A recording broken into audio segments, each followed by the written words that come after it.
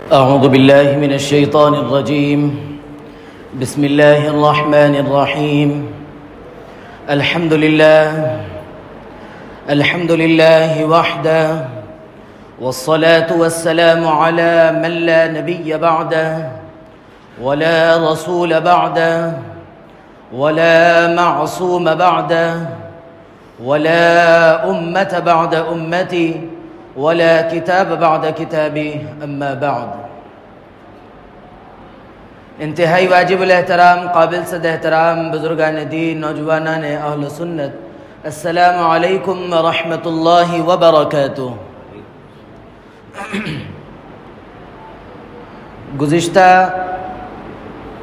جمعوں سے حدیث جبرائیل کا سلسلہ چل رہا ہے، اور اس میں سے جو حضرت جبرائیل علیہ السلام کا پہلا سوال تھا، اخبرنی عن الاسلام، جس کے جواب میں جناب نبی کریم علیہ السلام نے پہلی چیز شہادت ان لا الہ الا اللہ وان محمد رسول اللہ، اور دوسرا وتقیم الصلاۃ ارشاد فرمایا.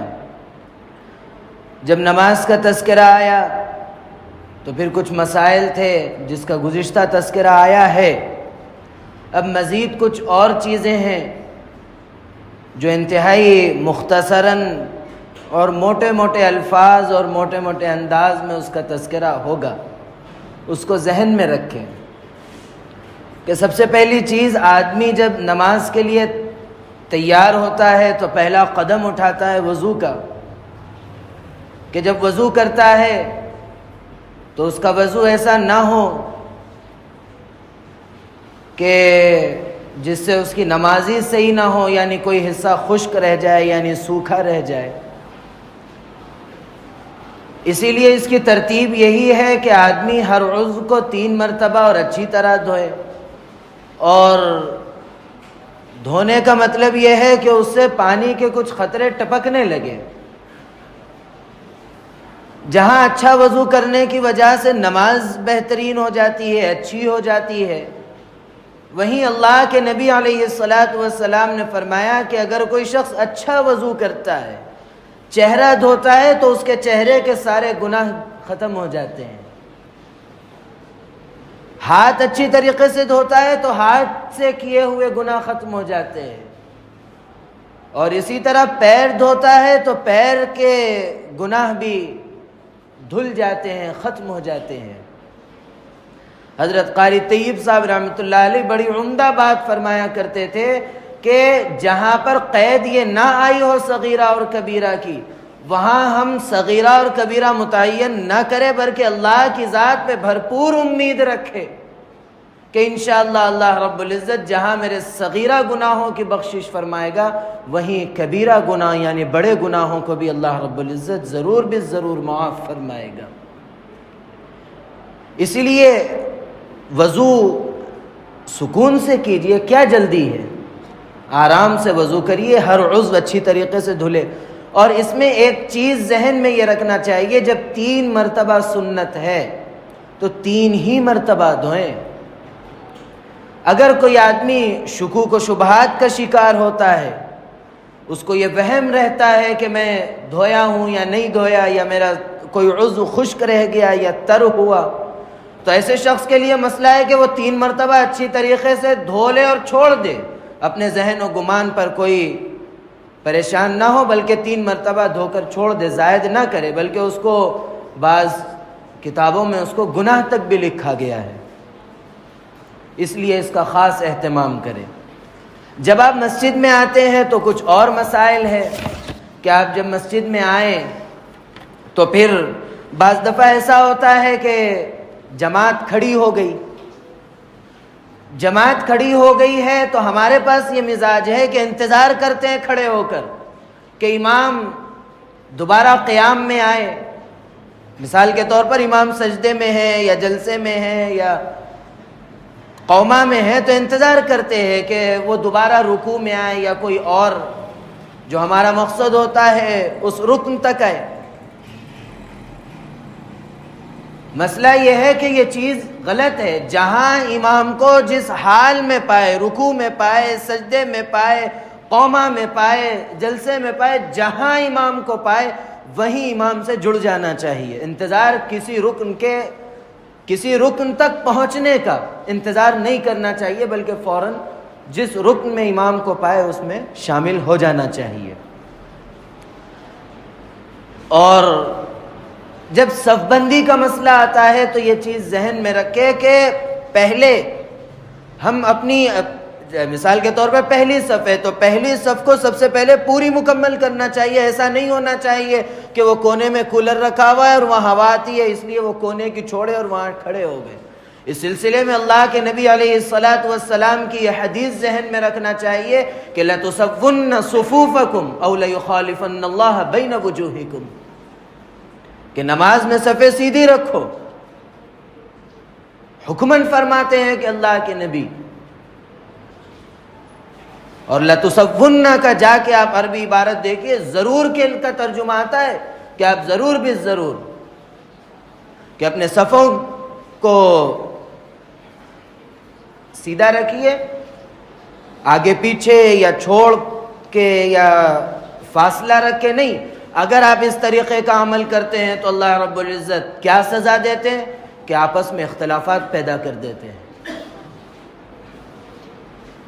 اسی لیے صف بندی کی ابتدا سب سے پہلے صفوں کو پر کرنا ہے.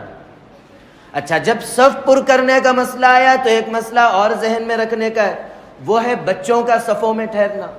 گزشتہ یہ مسائل آ چکے ہیں کہ وہ بچے جن بچوں کو ہوش حواس نہیں ہے، نماز کا احترام نہیں ہے، وضو کا لحاظ نہیں ہے، ان بچوں کو تو صفوں میں ٹھہرانا ہی نہیں چاہیے، کیونکہ پیچھے صف میں کھڑا ہوا آدمی اپنے اندر کراہیت محسوس کرتا ہے اس کے کسی چھوٹے موٹے عمل سے بھی. اور جو بچے ہوش حواس کے ہیں، یعنی جن کو اہتمام نماز کا احساس ہے، ابھی وہ بلوغیت تک نہیں پہنچے، اگر وہ پہلی صف میں کھڑے ہو گئے ہیں تو کوئی حرج کی بات نہیں ہے. وہ کیوں نہیں ہے؟ اس کی وجہ یہ ہے کہ جو بچے اپنے ماں باپ کے ساتھ یا اپنے کسی بڑوں کے ساتھ، سرپرستوں کے ساتھ آتے ہیں، جماعت میں ٹھہرتے ہیں، تو کم از کم ان کے ڈر و خوف سے مسجد میں شور مچانے سے بچ جاتے ہیں. اگر پیچھے سب ہو جائے اور ایک جگہ اگر کوئی ٹیم بن جاتی ہے ان کی تو پھر ہنگامہ ہوتا ہے. تو اسی لیے اس وجہ سے ابھی بالغ نہیں ہوئے ہیں، ابھی بڑے نہیں ہوئے ہیں، اس صورت میں بھی ٹھہرنے کی گنجائش ہے.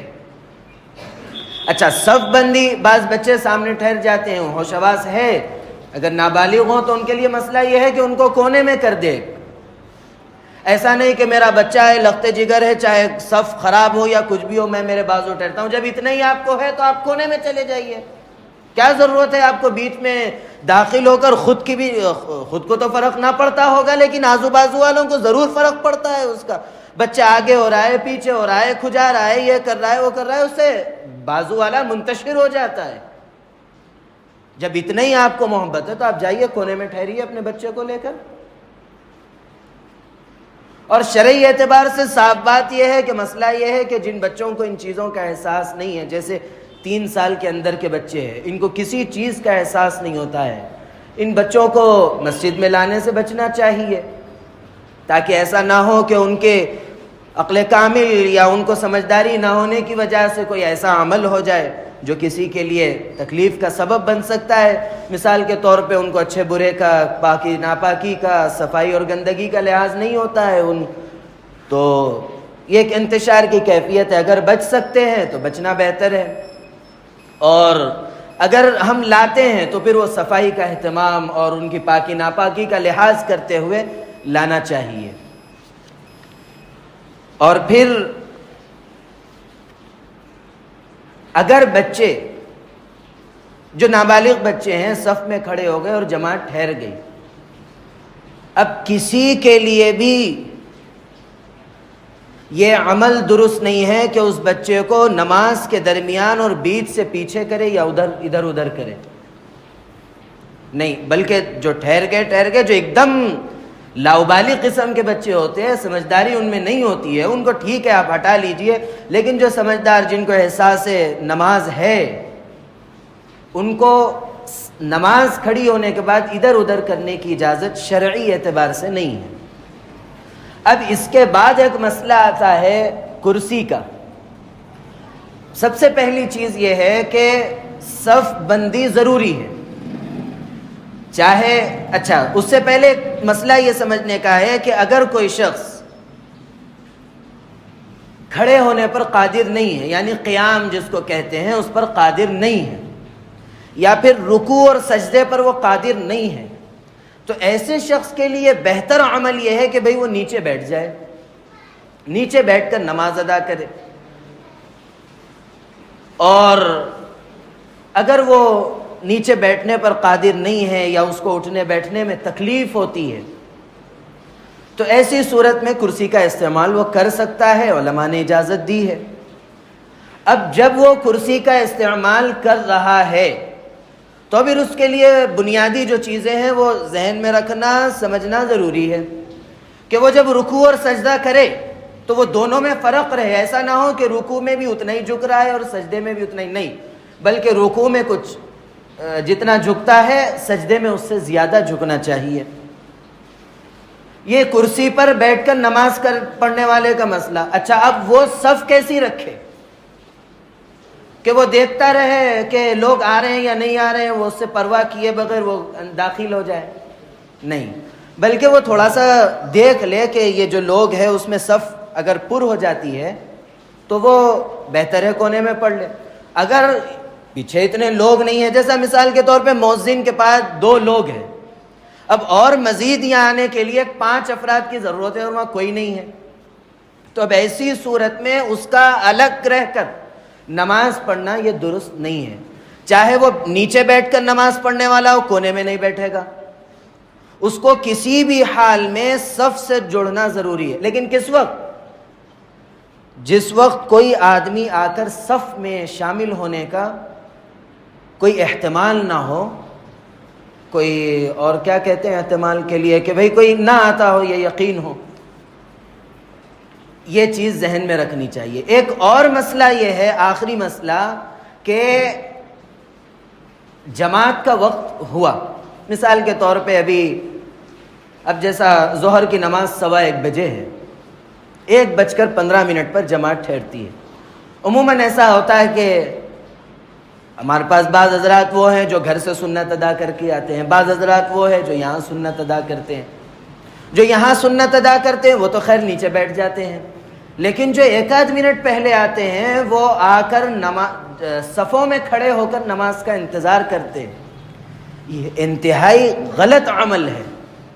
ہاں، بعض لوگ وہ ہوتے ہیں کہ جب وہ نیچے بیٹھ جاتے ہیں تو ان کے لیے اٹھنا دشوار ہو جاتا ہے، بڑھاپا ہے، گھٹنے میں درد ہے، معذور ہے، مجبور ہے، ٹھیک ہے، ان کے لیے گنجائش ہے کہ بھئی وہ نیچے اٹھنے بیٹھنے میں تکلیف ہوتی ہے، لہٰذا وہ 1 منٹ کھڑے ہو کر انتظار کر لے، کوئی حرج کی بات نہیں۔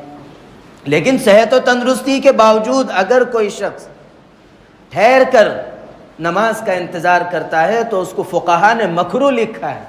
1 منٹ ہی کیوں نہ ہو بیٹھ جائیے، 30 سیکنڈ کیوں نہ ہو بیٹھ جائیے، نماز کا وقت ہو گیا کھڑے ہو جائیے۔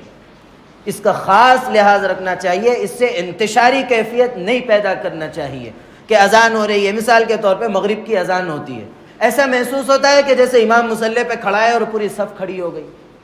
اگر کوئی کھڑا ہے تو دوسرے مصلیوں کی ذمہ داری ہے اس کو بیٹھا دے، کیوں کھڑا ہے، بیٹھ جا۔ یہ انتشاری کیفیت نہیں ہونا چاہیے۔ تم کس سے بھی کچھ بھی سن کے آئے ہوں گے وہ اپنی جگہ ہے، لیکن شرعی مسئلہ جو ہے وہ یہی ہے اور اسی پر عمل ہوگا، اور عمل کروانا بھی ہے اور کرنا بھی ہے، اس کا خاص لحاظ رکھے، اور اللہ رب العزت توفیق عمل نصیب فرمائے۔ ہو گئے 5 مسائل، 6 مسائل تھے، 6 چیزیں تھی جس کا تذکرہ ہونا تھا، وہ ہو گئی۔ اللہ رب العزت توفیق عمل نصیب فرمائے۔ اور ایک چیز اور آخر میں یہ ذہن میں رکھے، جمعے کے متعلق، ہم جب جمعے کے لیے آ جاتے ہیں، سب سے پہلے تو یہ مسئلہ ذہن میں رکھے کہ اگر کوئی شخص شروع وقتوں میں آتا ہے تو اس کے لیے وہ فضائل، وہ اونٹ، وہ گائے، وہ آپ جانتے ہیں، اس کی تفصیل کی ضرورت نہیں ہے۔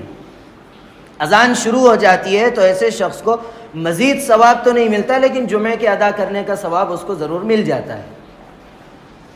جب مسجد میں داخل ہو گیا، جب اذان ہو گئی خطبے کی اور خطبہ شروع ہو گیا، تو ایسی صورت میں کسی کے لیے بھی کسی بھی قسم کی بات کرنا جائز نہیں ہے۔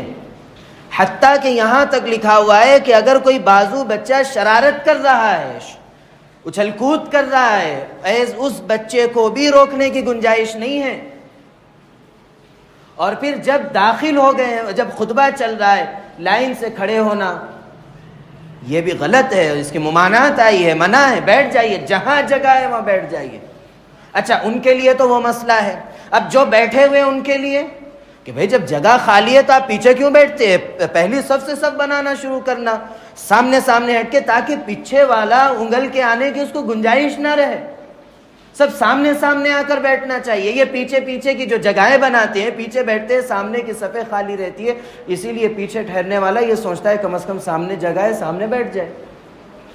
تو یہ صف بنانے والے، سامنے صف والوں کی یہ ذمہ داری ہے کہ وہ پہلے سامنے کی صفیں پر کرے، جلدی آنے والے۔ جب پیچھے کی صف جہاں جگہ رہے گی وہاں آدمی بیٹھتا جائے گا، سامنے سے پر ہوتی جائے گی۔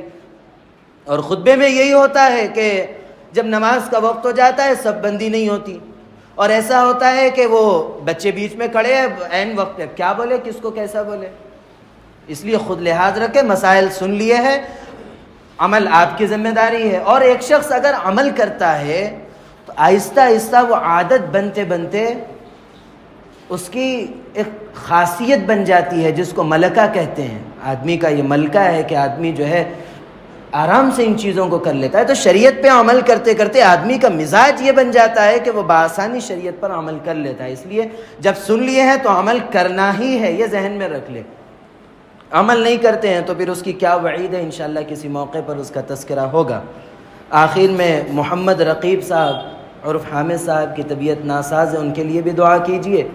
اور اسی طرح گزشتہ دن کا تذکرہ آیا تھا محمد بھائی کی والدہ، ابھی بھی ان کی طبیعت ناساز ہے، بتا رہے کہ بات کرنا بھی ابھی نہیں آ رہا ہے، تو ان کے لیے بھی دعائے صحت کیجئے۔ اور اسی طرح ہمارے محلے میں جو پڑوسیوں میں اور ہمارے مسجد کے مصلیوں میں بعض احباب بیمار ہے، ان کی صحت ایسی نہیں ہے کہ وہ مسجد کو آ سکے، ان کے لیے بھی دعائے صحت کیجیے۔ اور اسی طرح امت مسلمہ کے ہر فرد کے لیے دعائے صحت کیجیے کہ اللہ رب العزت صحت کاملہ، عاجلہ، دائمہ، مستمرہ عطا فرمائے۔